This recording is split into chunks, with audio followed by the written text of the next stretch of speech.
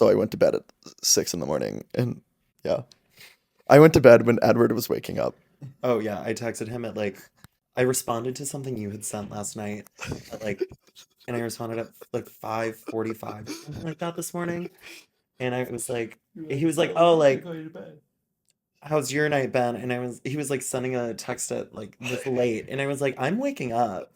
I'm And I like was like, oh. starting a day." It's fun though because like the gay community is the only one where you're like it's normal for us to be up at this time from last night. It's weirder that I was up that early. It's really the crossroads between the early morning and the late night for Yeah. me. It's the running into the early runners street when you're just going home. No closet left behind.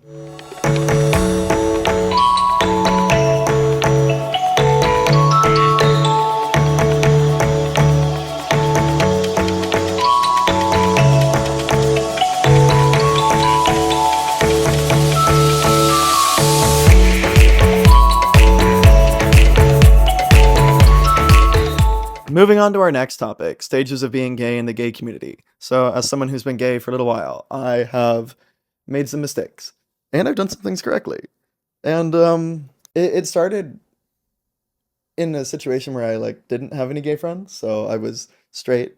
I just got back from Europe because I went and studied abroad and came out of the closet while basically on the side of the world, surrounded by people I've never met before, except like the gay people that I knew that were there. Sophie, you're amazing, but like the first time I ever came out to someone in an environment where I was only gay was abroad, and so I was basically able to like reinvent myself in Italy. But yeah, come back to the US, and I went from a community that was 30 gay men and 300 girls, so there were no straight men at all. It was really funny. And to the US, where like I didn't have any gay friends, I didn't know any gay people. And so like me wanting to go to a gay bar, I didn't have anyone to go with. I would have to like corral and get my girlfriends to come. Yeah, and you get the like girlfriends to go with you, but then you realize that like they aren't there to interact in the same way you are. They are still like bachelorette party energy of a gay bar. They like them, they think they're fun, they think all the gay boys are really pretty, and they feel like they're not gonna get sexually harassed by the men. Yeah, which is true. totally valid, but then they're not like in the same mindset as you as like looking for someone or being able to connect further with a group of people. Because if you're with your straight female friends and you're at the gay bar and then a bunch of the gays are like, we're gonna go to this guy's house, it's a lot easier to end up going to like a little after party with a small group of people if you are one person. But people aren't going to try to separate you from your friends, so you kind of need to be like a little solo But also, to dive in. a lot of gays use their straight women as a safety blanket, and they form like a protective shield or barrier around them. So when I think of this, I think like the stages of being gay in the gay community, I think of more as starting out not really having any friends to like go out with. I think that that's the like biggest hurdle in the gay community is the like going out alone and then feeling like that person that's just like out there by themselves hanging out versus going out with even just one other person or like two other people, where I think that there's a different level of comfort that then opens the door to meeting so many more people because you have that base to come back to versus just like only relying on yourself and then having to also meet people and then like tackle that. Well, so I'm gonna interrupt, but like simultaneously while you're trying to meet people, you're at a gay bar, you're gay, and you're like simultaneously looking for people that you want to flirt with. And so while you're also meeting people, you're flirting with people. So that like raises the stakes a little bit, especially internally for yourself, thinking like, I don't want to like mess up talking to this cute boy. Very true. And like the gays are foreign to you as well. You may be gay, but you're not a part of the gay community. You hear it with like black women a lot talk about how like if they were raised by white people, their only interaction into that community was through the hair salon. And it is a centering aspect of part of what learning of the culture is. And so those gay bar experiences are going to be the only times you meet other gay people for that first time. And it's a big centered meeting place where prior to that, you don't really get to interact in that way. There's so many things. It's great. There was a falcon behind us. What do we call it? Hawk shit? Real hot girl shit. There was this falcon that was on the ledge behind us right over there. I'll put in a video. Ready? I'm gonna pop in a video here. 3, 2.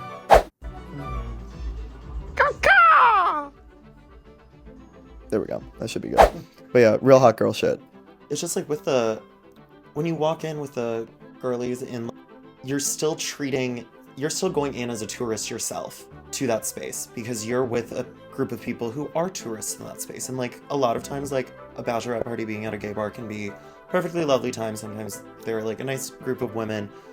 It's fine. It's not always my favorite. They are sometimes taking up I'm kind of space. over it though, only for the fact that it's such a, like, I don't want it to be like a staple or like the thing. Like I get people wanting to go, but I would say like that is better suited when it's like somebody who's close in the like friend group is gay versus it just being like straight women who want to go to. And I get the whole like wanting to be in a space where people aren't going to be like hitting on you and like it's just like more free, you can just kind of do what you want. I get that like want for that, but at the same time, this isn't necessarily your space. I think create one of your own if that's how you feel.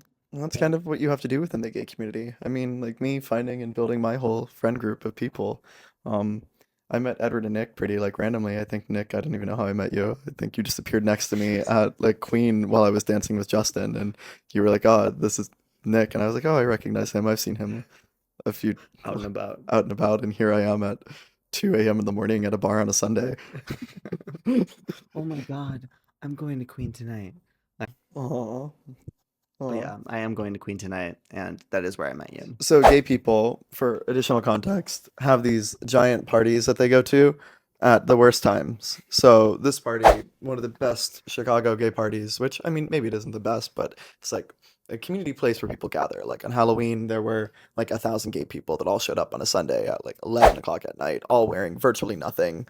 Like so many demon twinks, so many. That's actually the like whole background story behind Queen, or like Really? the history behind it is that it is like one of those safe spaces where you can just, well, it's not so much for like gays in general, it's more so for the love of like house music and that like genre of music, and it being a like space where you can just kind of go to enjoy that. And so I think that kind of segues nicely into our conversation though about the other like bars in Boys Town and like different bars being, 4 different things. yeah, like havens for like conversation, sidetrack, dancing. I would say like you're probably hitting up more like Roscoe's, Progress, or Splash. Scarlet if you're a Swiftie for sure. Or a girl. Or a girl, yeah. Or if you're young, I would say Scarlet's probably your like starting point. Scarlet was where I met.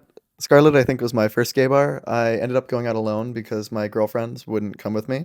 They canceled the day of every time, and I was like, I am going to South Africa next week, and I will not be in the US I'm studying abroad too. So I was like, lots going on. This is my last chance to go to a gay bar. And so I went out by myself to Sidetrack, Scarlet, and Roscoe's. And I went to Scarlet by myself, walked through the whole thing, left, and then I think I went to Roscoe's, and I got to Roscoe's, and this is like one of the most like touching and memorable moments of my gay life. I was just walking through the bar, and I was alone. I didn't know anyone. I was super awkward. I was straight, basically. Yeah, I mean, I was really gay, but like I was straight. And I saw this person who I've known because like we went to school together, and his name is Justice. He's great, but he like saw me and he was like, "Oh my gosh, hi Ryan!" He like knew my name, and I told him that it was my first time at a gay bar, and I was by myself, and he took me along and introduced me to all these girls and guys, and that was like the start of me like going to gay bars, and it was this really good, great night out. It was my first night out. I have no idea what bars I went to, but it was like my first time actually experiencing being gay around other people. I was awkward at dancing, my hair looked weird, I was wearing weird clothing, but it doesn't matter. It doesn't matter what you wear, it doesn't matter what you say, it doesn't matter who you are. It exists. What matters is like your intentions going in. If you are trying to have control over somebody else in a situation where like you're like, I want to have sex with this person, and you do not want to have sex with them, it's not going to work out. It just doesn't work. Yeah. Someone was messaging Grinder the other day, and I mean, as I've said, I don't respond or do that much on Grinder. I mean, I have my album, and hold on here. So last night I was opening Grinder at the bar, and I was like, oh my gosh, nobody like asked me anything, and I was expecting because I was like having some conversations with people, and I wanted to meet a boy, and I look at Nick, and I'm like, nobody's messaged me. And then it turns out that he just had the filter turned on, that it was just his favorites. So everybody was just getting filtered out. So I was getting messages and they were responding. I just had no way to look at it because I filtered them out. So selective. I love that. And then I ended up going home by myself and laying on my floor, coming up with a business marketing plan, and then watching a like sales lead conversion video at 5 in the morning. And then Why were you late today? why was I late today to this podcast? Because my internet went out at my house and Alexa, for some reason, decides to manage alarm clocks through the internet. But also I went to bed at 6 in the morning, and yeah. I went to bed when Edward was waking up. Oh yeah, I texted him at like I responded to something you had sent last night at like and I responded at like 5:45 something like that this morning. And I was like he was like, "Oh, like how's your night been?" And he was like sending a text at like this late and I was like, "I'm waking up.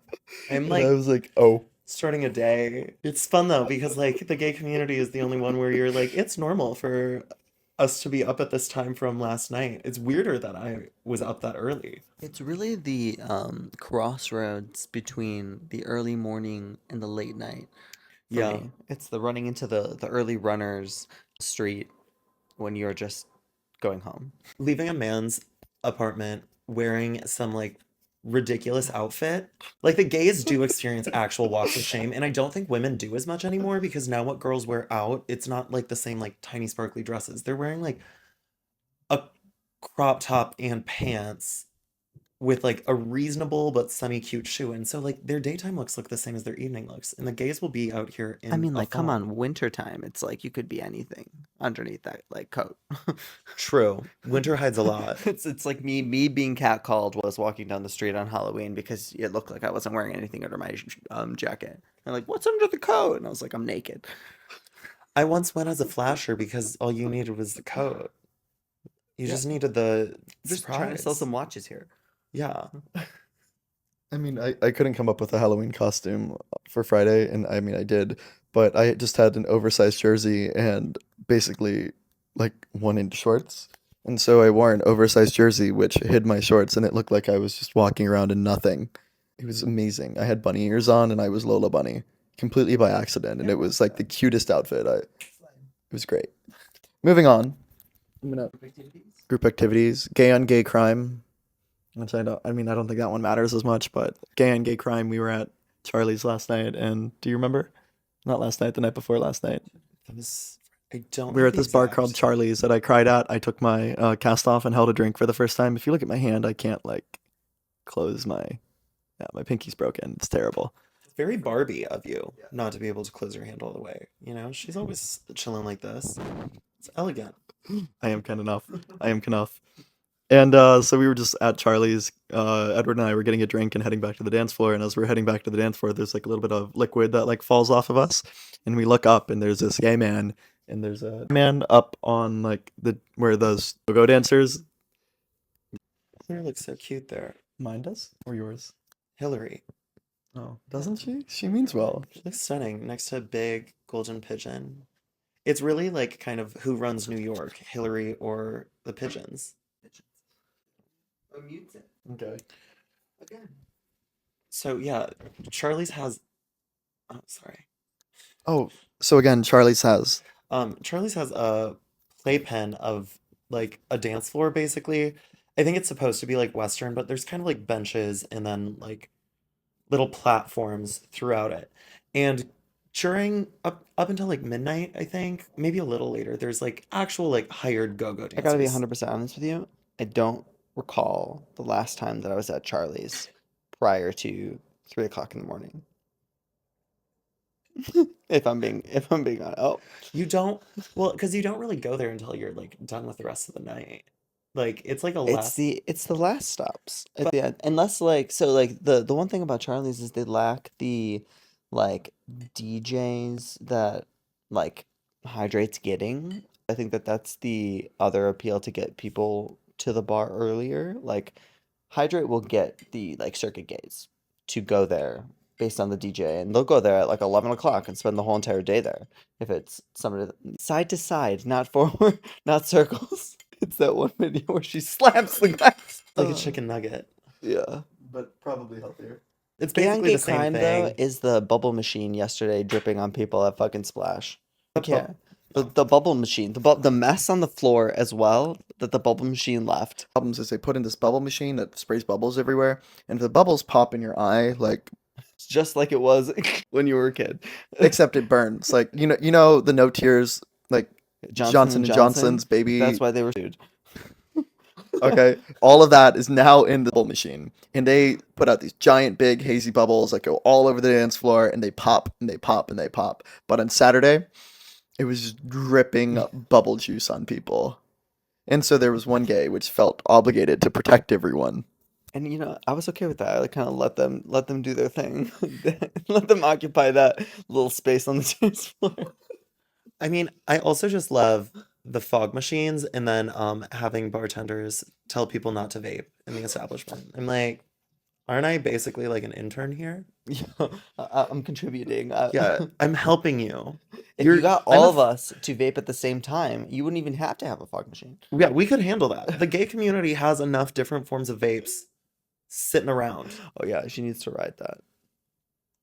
But so two homosexuals trying to dance for their lives at Charlie's, trying to make sure they have the eyes of everybody on them, start screeching at each other, and then are throwing cups of water at each other, and it is stunning. We got some extra side shots. The water was flying everywhere towards everyone. The cups were getting thrown. Luckily, on an elevated surface, it was a performance, and I have to say, like, I hope that the Oscar goes to them this year. I thought, you know, if there was a bar that was going to have waterworks, it would have been Splash, not Charlie's. It's so true. They have soap work there, but they don't have the water flying around. It makes no sense. Just the fish. I don't know who needs to hear this, but PETA, I think that you need to do something about those fish. They are being subjected to high decibels against their will. I know somebody who would be very appreciative of that comment. Context. Last night we were at Splash, and while we were hanging out there, Nick and I were doing our stuff, and this person who we're friends with came up to us, and he said, "Should I email PETA?" And I was like, "What?" And he was like, "The fish." Here, maybe Chris should have. He should have that. And so this kid My name is still Nick, just for the record. Okay. People are shocked that I don't know names. Like, people who I've met one time before, I've met like 10,000 Just people. also for the record, we've met more than one time before. No, this is our second meeting. That's why I'm recording you for 30 minutes on my phone, talking. So you never have to hang out with me again. You can just watch this. No, I'm licensing it out. I'm giving them each $15, and then I can do whatever I want with this content. We're being paid for this? When did we talk about being paid for this? I need a contract renegotiation. But yeah, we're gonna just not follow up on that. And so if people say things that you like don't want to respond to, you don't have to. Just change this. And that's a really important thing in dating and flirting and like making friends and building relationships with people. Like, you don't have to explain yourself to a lot of people. You don't have to like defend your actions.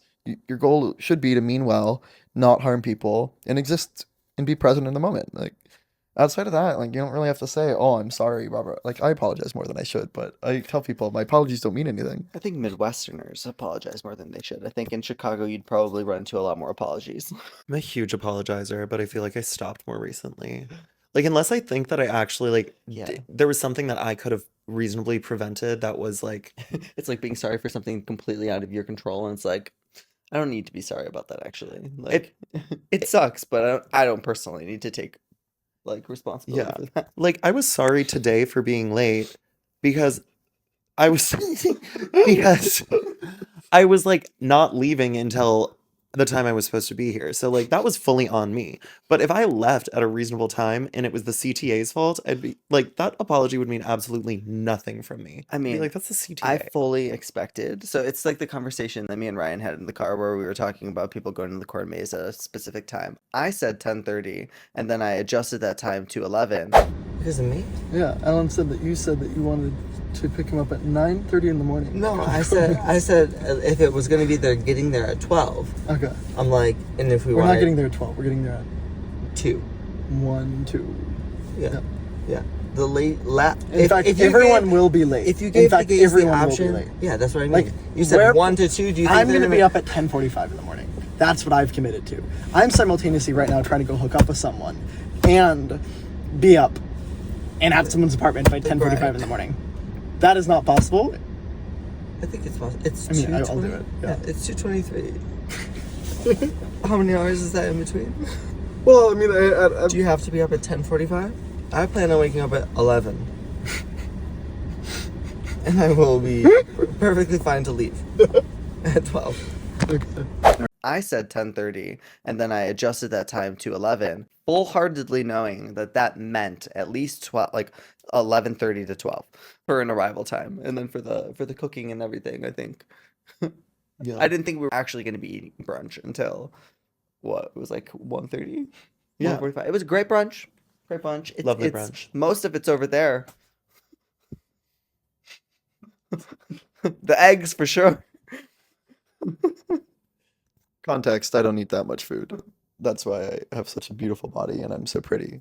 Everything comes at a cost. What was the cost? What was the cost? Oh, I don't eat food. And it's not an eating disorder. I just view it as labor and like something that I have to do. And like similar to how my grandparents don't drink water, right? Like they have to drink water, but they're like, oh, I forget. It's like in it. And so I enjoy food. I'm fine with food, but I don't eat that much food. Takes a lot of time. I'm just kidding. Petite. No, yeah, petite for sure. Svelte. Now,